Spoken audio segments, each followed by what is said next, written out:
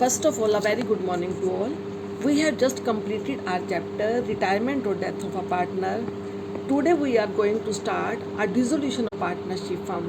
Dissolution of partnership firm means wind up firm का समापन. Dissolution of partnership firm means firm का समापन.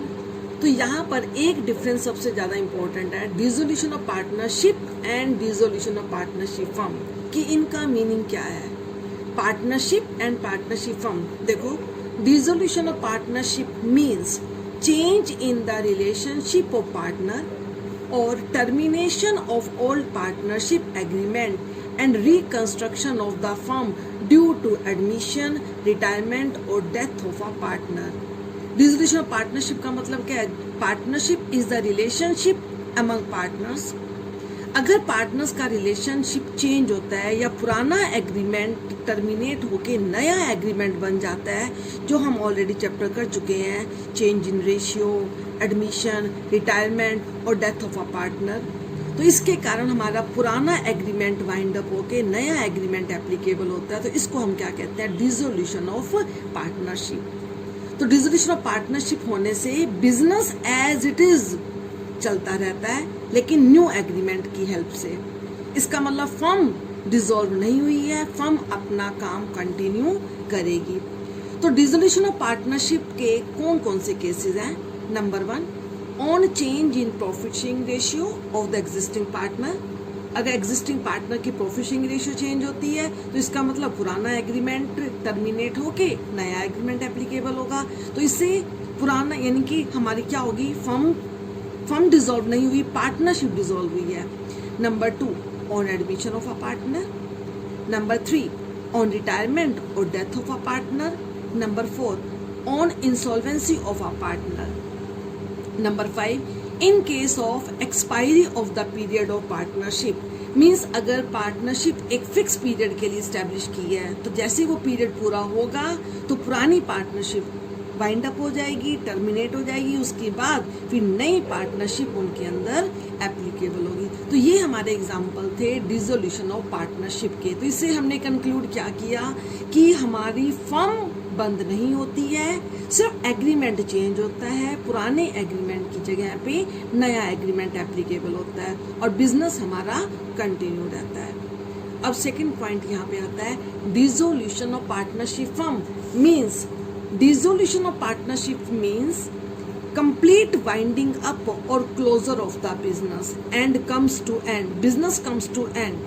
dissolution of partnership firm का मतलब है बिल्कुल वाइंड अप हो जाना, बिजनेस का बंद हो जाना और बिजनेस खत्म हो जाता है. on the dissolution of the firm the assets of the firm are sold and liabilities are paid off. जब फर्म का डिसोल्यूशन होता है तो हम क्या करते हैं? सबसे पहले फर्म की सारी एसेट्स को सेल करते हैं और लाइबिलिटीज की पेमेंट करते हैं. लाइबिलिटीज की पेमेंट करने के बाद जो रिमेनिंग अमाउंट बचता है उसकी हेल्प से हम पार्टनर्स की कैपिटल की सेटलमेंट करते हैं. तो इस प्रकार ऑटोमेटिकली फर्म हमारी डिसॉल्व हो जाती है. Means the partnership is automatically dissolve. अब पार्टनरशिप फर्म डिसॉल्व होने के कौन कौन से मोड्स हैं, किस किस तरीके से पार्टनरशिप फर्म डिसॉल्व होती है? A partnership firm can be dissolve in the following way. Number 1, without the intervention of court. Means बिना कोर्ट की इंटरफेरेंस के ये हमारे मेथड्स हैं जिसके कारण फर्म डिसॉल्व होती है. मीन्स कोर्ट का कोई भी इंटरफेरेंस नहीं होता. नंबर 1 पॉइंट है by mutual agreement, section 40. Listen, partnership firm may be dissolved when all the partner agree. We already know partnership firm is set up by an agreement. It can be dissolved by an agreement. Partnership किस चीज का परिणाम है? Agreement का.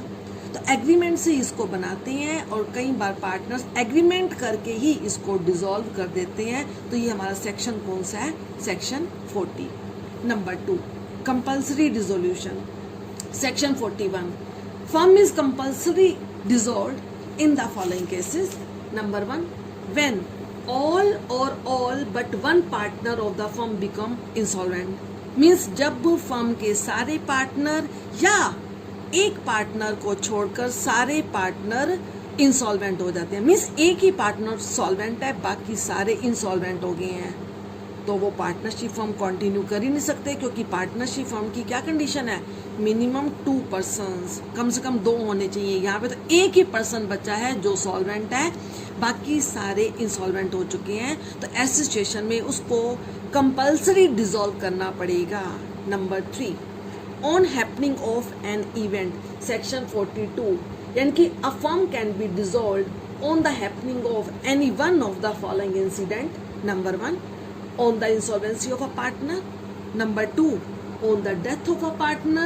Number 3, on the fulfillment of the object for which the firm was formed.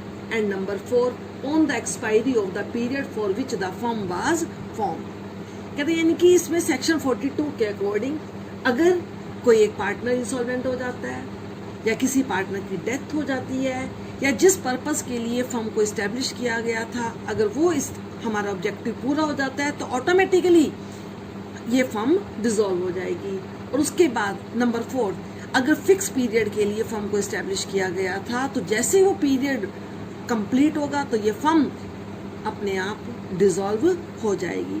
Number 4 main, by notice, section 43, जब firm को notice मिलता है, when the duration of the partnership firm is not fixed and is at will, any partner by giving notice to other partners can dissolve the firm. इसका मतलब क्या है कि जब एक फर्म को किसी अनलिमिटेड पीरियड के लिए है, कोई फिक्स ड्यूरेशन नहीं है और पार्टनर्स की विल के अकॉर्डिंग ही चलती है, तो ऐसी सिचुएशन में कोई एक पार्टनर अदर पार्टनर्स को नोटिस देकर इस फर्म को डिसॉल्व करने के लिए कह सकता है। तो ये सारे हमारे पॉइंट्स थे विदाउट इंटरवेंशन ऑफ कोर्ट, बिना कोर्ट की इंटरवेंशन के, मींस पार्टनर्स आपस में ही इसको डिसॉल्व कर लेते हैं। अब मेन बी पॉइंट है by order of court, section 44, यानी कि यहाँ पे कोर्ट की इंटरफेरेंस होती है, कोर्ट इंटरफेयर करती है, तब फर्म को डिसॉल्व किया जाता है, कोर्ट ऑर्डर देती है। The court orders for the dissolution of the firm, किस सिचुएशन में कोर्ट ऑर्डर देती है? Number 1, when a partner become of unsound mind, अगर पार्टनर अनसाउंड माइंड का हो जाता है, मीन्स वो डिसीजन लेने के कैपेबल नहीं है। Number 2, permanent disablement of a partner, अगर कोई पार्टनर परमानेंट डिसेबल हो जाता है। Number 3, misconduct of partner affecting the business, partner के मिसकंडक्ट के कारण उस बिजनेस के ऊपर इसका इफेक्ट पड़ रहा है, तो कोर्ट ऑर्डर देती है कि इस बिजनेस को अब बंद कर दिया जाए, वाइंड अप कर दिया जाए। Number 4, when a partner found guilty of breach of contract frequently, यानी कि जब कोई पार्टनर फ्रीक्वेंटली पार्टनरशिप फर्म के कॉन्ट्रैक्ट को तोड़ता हुआ पाया जाता है, तो ऐसी सिचुएशन में कोर्ट की इंटरफेरेंस की जाती है, कोर्ट ऑर्डर देती है कि फर्म को बंद कर दिया जाए। क्यों? क्योंकि पार्टनर फ्रीक्वेंटली पार्टनरशिप फर्म के कॉन्ट्रैक्ट को तोड़ रहे हैं। Number 5, when a partner has transferred his whole interest in the firm to a third party, जब कोई पार्टनर पार्टनरशिप फर्म का अपना सारा इंटरेस्ट किसी थर्ड पार्टी को बिना अदर पार्टनर्स को इन्फॉर्म किए ट्रांसफर कर देता है, तो कोर्ट की ऑर्डर पर फिर फर्म को डिसॉल्व किया जाता है। क्यों? क्योंकि उस पार्टनर ने बिना अदर पार्टनर की कंसेंट के अपना इंटरेस्ट थर्ड पार्टी को ट्रांसफर कर दिया।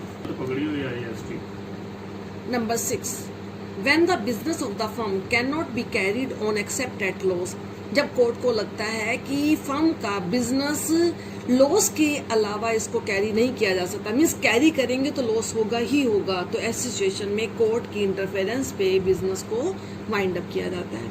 Number 7, when the court is satisfied that the dissolution is just and equitable in the interest of all partner, जब कोर्ट को सेटिस्फेक्शन होती है कि फर्म को डिसॉल्व करना सभी पार्टनर के इंटरेस्ट में है, तो ऐसी सिचुएशन में कोर्ट ऑर्डर करती है कि इस फर्म को कंपल्सरी डिसॉल्व किया जाए।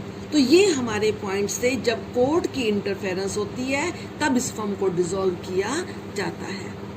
अब आगे फिर हमने एक पॉइंट पढ़ना है, distinction between dissolution of partnership and dissolution of partnership firm, very very very important. Meaning, dissolution of partnership means the change in the relation of partnership, we already know partnership is the result of an agreement. Any change in this agreement result in the dissolution of partnership. Means पुरानी partnership खत्म हो जाती है और new partnership applicable हो जाती है. Dissolution of partnership firm. Dissolution of a firm means complete closure of the business. यानी कि बिजनेस बिल्कुल ही बंद कर दिया है, बिजनेस कंटिन्यू नहीं होगा. Number 2 effect. With dissolution of partnership the firm is not dissolved. Partnership के डिसॉल्व होने से फर्म बंद नहीं होती, फर्म कंटिन्यू होती है. सिर्फ हमारा ये रिकॉन्स्टिट्यूशन है, सिर्फ चेंज हुआ है एग्रीमेंट, फर्म बंद नहीं हुई है. But with the dissolution of firm the partnership is also dissolve. लेकिन फर्म के डिसॉल्व होने पर पार्टनरशिप भी डिसॉल्व हो जाती है. Number 3 business activities.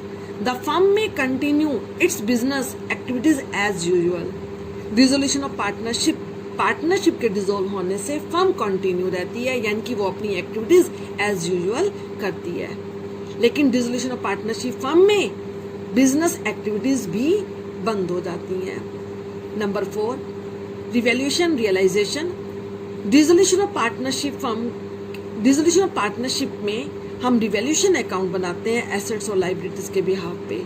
लेकिन डिसोल्यूशन ऑफ पार्टनरशिप फर्म में हम नया अकाउंट बनाएंगे रियलाइजेशन अकाउंट, और वहीं पे ही एसेट्स की सेल और लायबिलिटीज की पेमेंट को शो करेंगे. Number 5 books of account.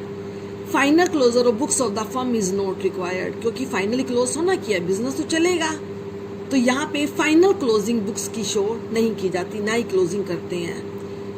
Dissolution of partnership firm में final closure of the books of the firm is necessary. यहाँ पे हम फाइनली अपनी बुक्स को क्लोज करते हैं. उसके बाद नेक्स्ट पॉइंट है courts intervention. The court doesn't intervene as the partnership is dissolved by the mutual agreement. Court यहाँ पे कभी भी कोई इंटरफेरेंस नहीं करती है. क्यों? क्योंकि पार्टनरशिप म्यूचुअल एग्रीमेंट से डिसॉल्व हुई है.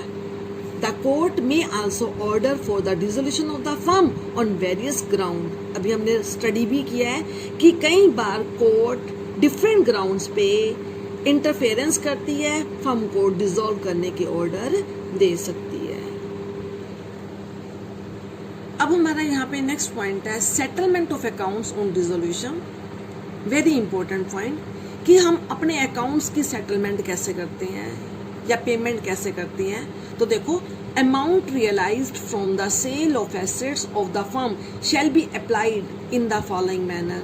कहता है एसेट्स को सेल करके जो अमाउंट हमारे पास आता है, जो फर्म के पास आता है, उसको किस तरीके से यूज किया जाता है. Number 1 payment of dissolution expenses. Firm को डिसॉल्व करने पे जो एक्सपेंसेस हुए हैं उनकी पेमेंट करने के लिए. Number 2 payment of outside liability. उसके बाद आउटसाइड एक्सटर्नल लायबिलिटीज की पेमेंट की जाती है, यानी कि फर्म की एसेट्स को सेल करके जो कैश फर्म के पास आता है उसकी हेल्प से सबसे पहले हम डिसोल्यूशन एक्सपेंसेस की पेमेंट करते हैं, फिर एक्सटर्नल लायबिलिटी की पेमेंट करते हैं. उसके बाद नंबर 3 पे रिमेनिंग अमाउंट में से पार्टनर्स लोन अकाउंट की पेमेंट की जाती है. मीन्स अगर पार्टनर्स ने फर्म को कोई लोन दिया हुआ है तो उस लोन की पेमेंट की जाएगी. Number 4 thereafter the balance of partners capital account will be return. उसके बाद पार्टनर्स की कैपिटल का अमाउंट रिटर्न किया जाएगा. अगर डेफिशिएंसी है तो हो सकता है पार्टनर को कैश लेकर आना भी पड़े. उसके बाद इफ सम अमाउंट रिमेन, अगर इसके बावजूद भी हमारे पास कुछ पैसा बच जाता है तो ये सभी पार्टनर्स में उनकी प्रॉफिट शेयरिंग रेशियो में डिस्ट्रीब्यूट कर दिया जाता है.